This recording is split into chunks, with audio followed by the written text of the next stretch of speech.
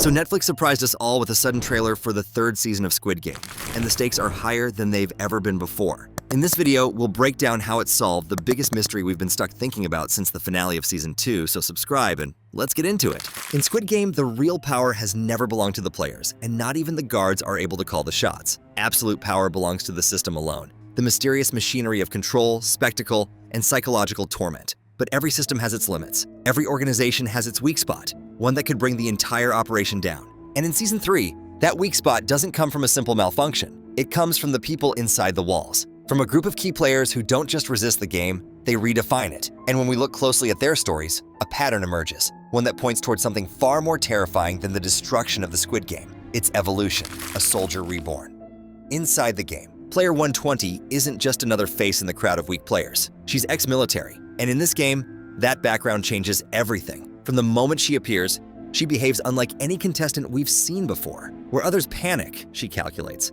Where others hesitate, she strikes with deadly levels of discipline. In one decisive confrontation, she takes down the widely hated player 226 using a judo throw. Not a frantic fight or improvised attack, but a controlled, careful move, executed with planned precision. This isn't instinct, it's training, something which places her far above those who may wish to do her or her loved ones harm. That alone makes her a serious threat. But what really serves to set her apart is the intent behind her actions. She isn't playing defense, she's asserting dominance. There's blood on her face, but no fear in her eyes. She opens doors no one else dares to, makes moves everybody else is too afraid to. She doesn't just follow or react to chaos. She moves ahead of it and uses it as a weapon. She walks like someone who's already made peace with what needs to be done. And for fans who've watched the game evolve from mass panic into strategic survival, that's a terrifying kind of confidence. Her military past explains her skill set, but it also reframes her motivations. She's not here because she was weak. She's not in debt because of bad luck. She's here because society failed her. And now the game offers her one final mission: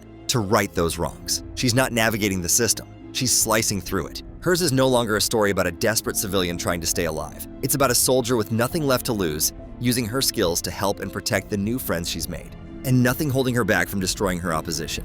And in a game built on psychological breakdowns, someone like that isn't just dangerous, she's disruptive. She could be the catalyst that shakes the very system itself, the slow collapse of a fragile man.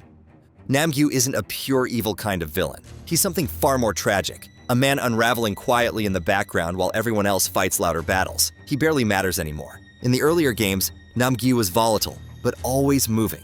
He aligned with the wrong people, lashed out under pressure, and relied heavily on Thanos for both protection and identity. But now, with Thanos dead, Namgyu is alone, afraid. We see him barely engaging, positioned on the edge of the jump rope arena, not contributing and not strategizing, and just watching, waiting.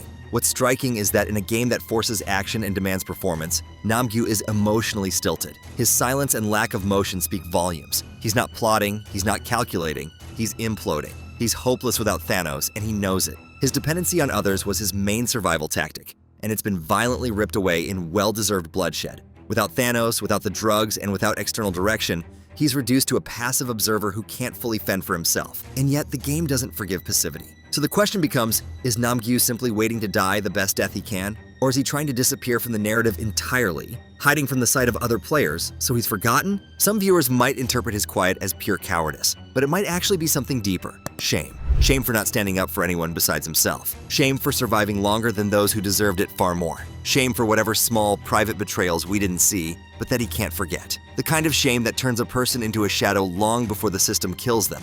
Or maybe even the kind of shame that makes him turn to the light and sacrifice himself. Namgyu's end isn't defined by blood or spectacle. It's defined by emptiness. And if the games are about breaking people down to their most desperate selves, then Namgyu might already be over. What remains is just a body waiting for the game to catch up. The pregnancy that changes everything.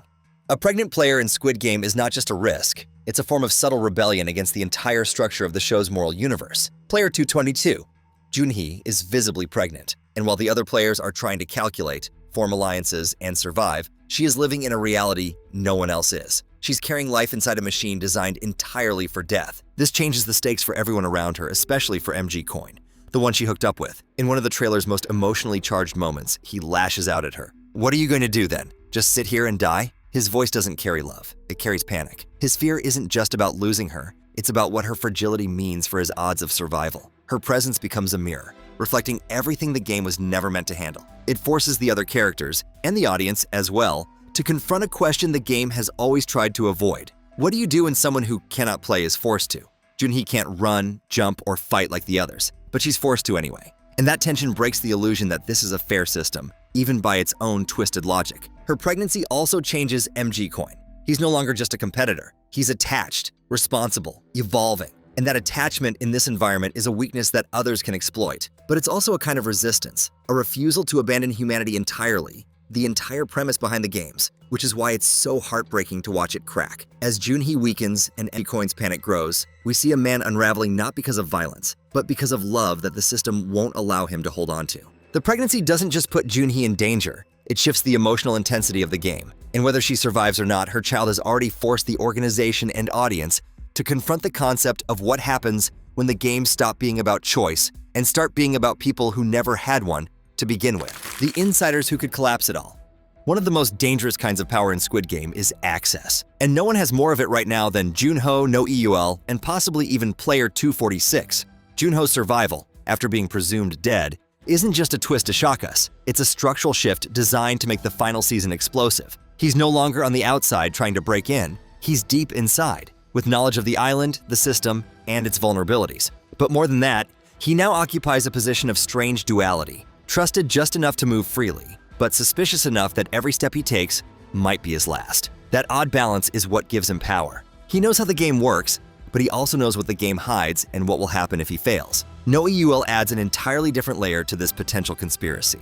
Formerly a kids performer, then a guard, she's been violently mistreated by the system, scarred on a deep level, both mentally and physically, and likely now disillusioned beyond repair. And yet she continues to play her role, wearing the mask, holding the weapon, watching the players. But it's clear she isn't simply just following orders anymore. She's calculating. Her body may be with the guards, but her mind is somewhere else entirely. Then there's player 246. We know little about him, but his positioning in the series places him in proximity to both No Yul and the fans' soft spots. The suggestion is subtle, but important. He may not be a leader kind of figure, but he's a bridge between the players and the traitors, between strategy and emotion.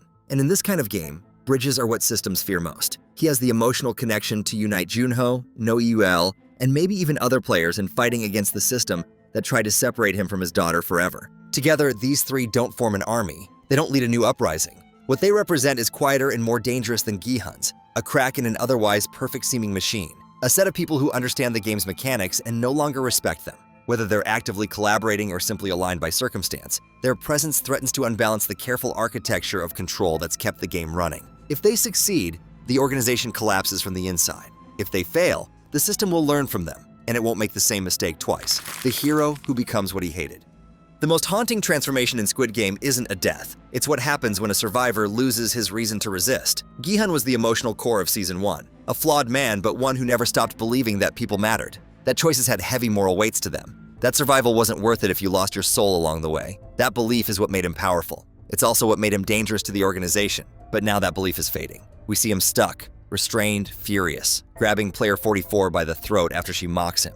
That's not leadership, that's not hope. That's the kind of rage that comes after betrayal, after helplessness, after realizing that no one is coming to save you, and that maybe they never were. Later we see him calm, dressed in a suit, walking through the frontman's hallway like he's always belonged there. And when he's asked, "Do you still have faith in people?" he doesn't respond, because there's nothing left to say. Guhan isn't being tempted by power, he's being emptied by it. The moment he stops believing that people are worth saving is the moment he becomes eligible to wear the mask. And that's the final trick of the system. It doesn't kill heroes, it recruits them, slowly, quietly, until they forget what they were fighting for and accept something far darker. The real tragedy isn't that Guhan might become the next frontman, it's that he might become the first one who understands exactly what that role means, and accepts it anyway. As Inho removes his mask, presumably in front of Guhan, it's symbolism that shows him removing the burden of the role and passing it on to his favorite broken contestant, one who has nothing else to live for. So what do you think about our thoughts? Did you love the trailer? Are you hyped for Season 3 like us? Let us know in the comments if you agree with Outpick. And if you want to see more Squid Game content and theories,